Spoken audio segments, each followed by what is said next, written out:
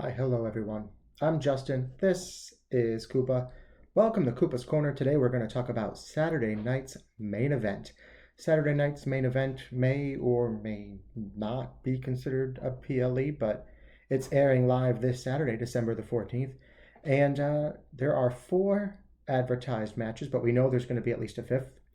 And we're going to talk about them. Now, before we talk about them, I just want to apologize for the delay in getting this video out. I recently started a new gig and my hours are a little bit different, so I'm still learning how to juggle all of this. But that being said, let's jump right into it.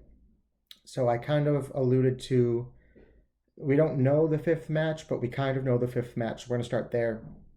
It is the finals for the tournament for the first ever Women's United States Championship.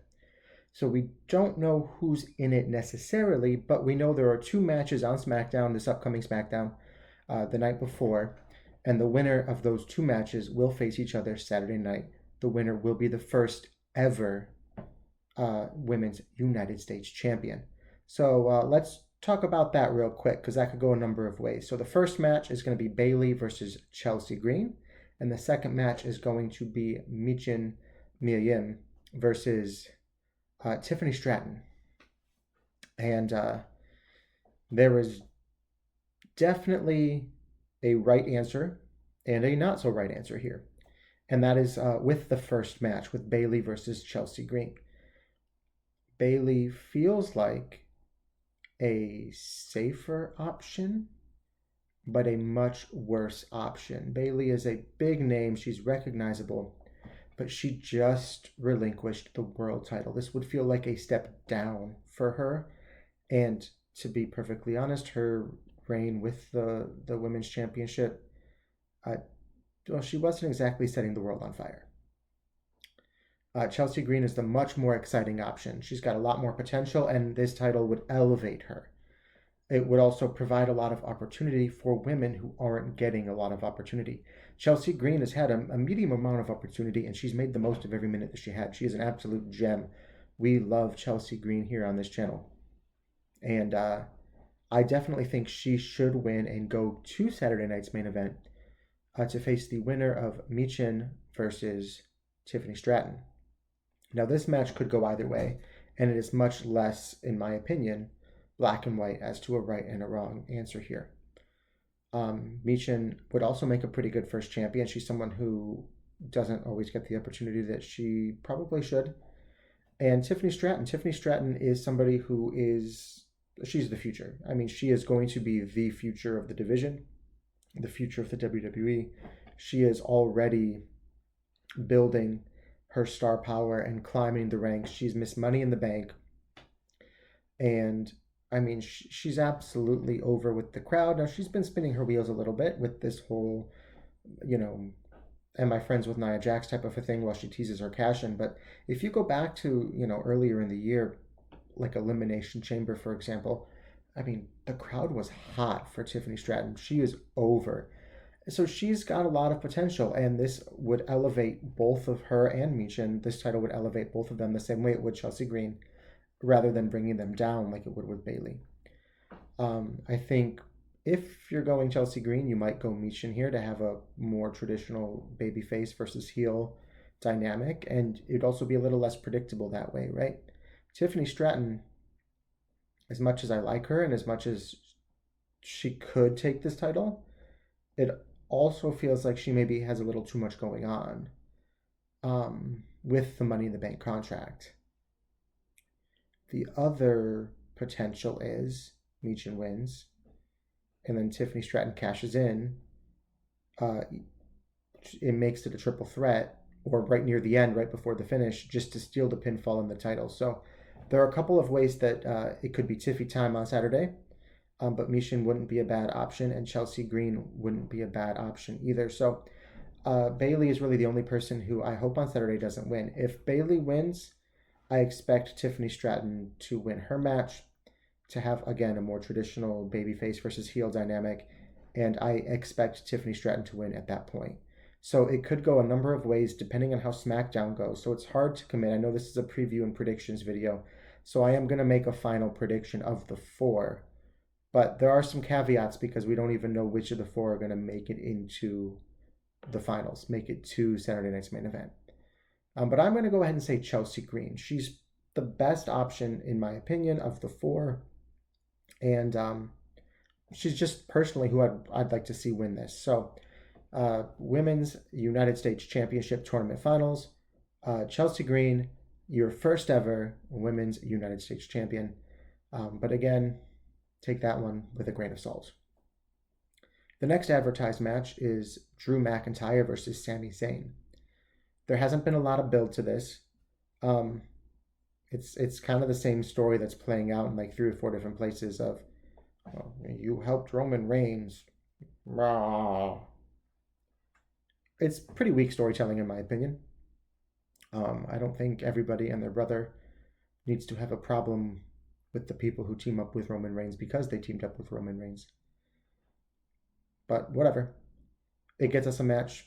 It's going to be a pretty good match. Sami Zayn versus Drew McIntyre. Their styles mesh well. However, I don't think that this should be a particularly long or particularly contested matchup. Sami Zayn is constantly fighting from underneath. He is constantly the underdog. That's what makes him special.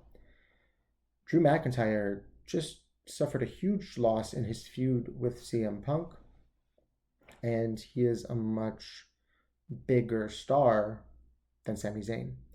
Drew McIntyre needs to win, and he needs to win in a fairly dominant fashion before he can move on. You know, he'll beat Sami, he'll go on, he'll beat Jay, and we can then get him into a more proper feud, I think, unless he lingers with Jay a little bit longer. But from right now, from where we're sitting, I think it needs to just be a pretty dominant victory. So I'm going to say Drew McIntyre. Next up, the Women's World Heavyweight Championship match, Liv Morgan versus Io Sky. I don't think anybody thinks Io really has much of a chance to win here. And I've heard a lot of things from people saying that Io deserves more. She deserves to be taken a little bit more seriously. She held the women's title before Bayley. And again, she wasn't exactly, setting the world on fire with her title reign. I'm not in a big rush to see her, take this title from Liv. People keep talking about the fatigue between Liv and Rhea and this rivalry and how it never seems to end. And that's because they haven't really introduced any new story elements, in my opinion. They're just spinning their wheels. I don't think that the feud has necessarily run its course, but I don't think that they are progressing it at all. And that's why it feels like there's a lot of fatigue. I know that this has been a really long, stretched out storyline, but this is the storyline. It's Liv versus Rhea. Liv's not dropping the title until she faces Rhea, and therefore Io Sky doesn't have a chance. But Liv has also lost a lot of her steam without Dom by her side when she's had Raquel by her side. Raquel kills a lot of her heat. She's not Dom. The dynamic doesn't work that well. It's nothing against Raquel, but I don't think that she lives up to what she represents. She's not as big or strong as they want us to think, as she acts on TV. And you can tell she struggles sometimes to lift these other women up, and she's bland. Her character doesn't really have a character. She's just kind of there. And she really, I think, hurts Liv Morgan more than helps her. But yeah, this past Monday night, Rhea Ripley took her out in an Anything Goes match. Instead of saving that for an event like Saturday night's main event or the Royal Rumble. So hopefully we can move away from Raquel, or they can face each other one more time and she can sort of put Raquel out, take her out of the equation for a little while. But if we're lucky, she'll have done that this past Monday. And then there are 2 options. She takes the title from Liv and then she goes on to WrestleMania to face Dom. Or she faces Dom and then she goes on to take the title away from Liv at WrestleMania. Personally, I'd rather see her go through Dom first. It stretches the story out and it allows us to have that big moment at WrestleMania with Rhea Ripley, holding the title up. But either way, I hope we get that intergender match. I think we need that intergender match. And it's going to be kind of the only thing that brings a little bit of life back to this rivalry, um, which a lot of people are feeling a lot of fatigue from this rivalry. And the fact that I'm making a previews and predictions video for an event with Liv Morgan versus Io Sky, and I have barely talked about Io Sky, I've been talking about Rhea Ripley, says a lot about where Liv Morgan is at. So this is fine, but let's just get through it and move on, get to the real meat and potatoes. Because I think everyone is ready to see, not necessarily the feud end, even though a lot of people say that, but to see it evolve and to see that story progress is more what I would say. Next up, we got ourselves a triple threat match for the World Heavyweight Championship. It's the Ring General Gunther versus Finn Balor versus Damien Priest. I think that they are missing the beat with Gunther here. They've somehow managed to kill a lot of his aura and what made him special. And he is not by any means being buried. He's not by any means dead in the water. I don't think you need to take the title off of him. It's very easily fixed, but the way the story is headed is not in a great direction, in my personal opinion, right? Gunther is somebody who is a pretty dominant force. He was a very dominant force with the Intercontinental Championship, and he was a pretty dominant force with the world title up until he lost to Cody Rhodes. Then they bring that into the story with Damien Priest. And then he still retains against Priest, but he does so because of interference. And then he does so again because of interference. And Gunther is not somebody who needs interference.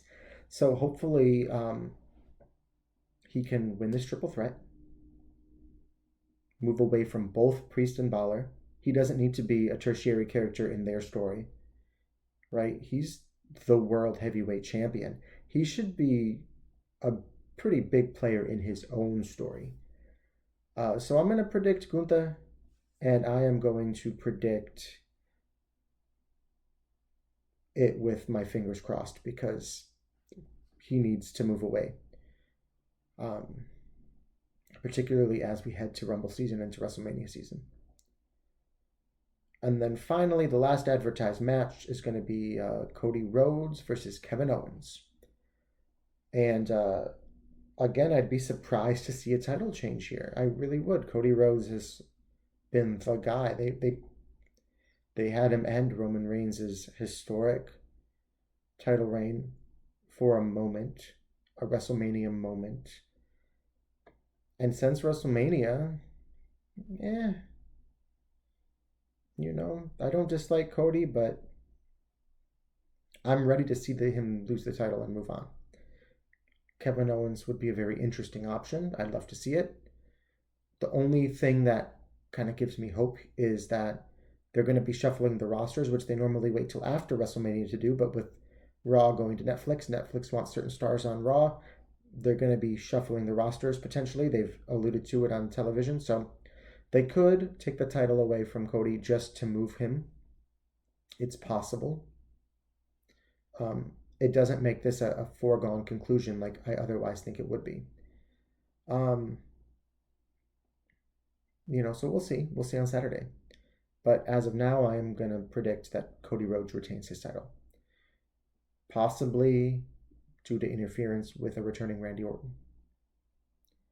So anyway, that's the match card for Saturday night's main event. Are you guys excited for the event? Do you think it's going to be any good? I think it's going to be pretty good. We should have some decent matches, but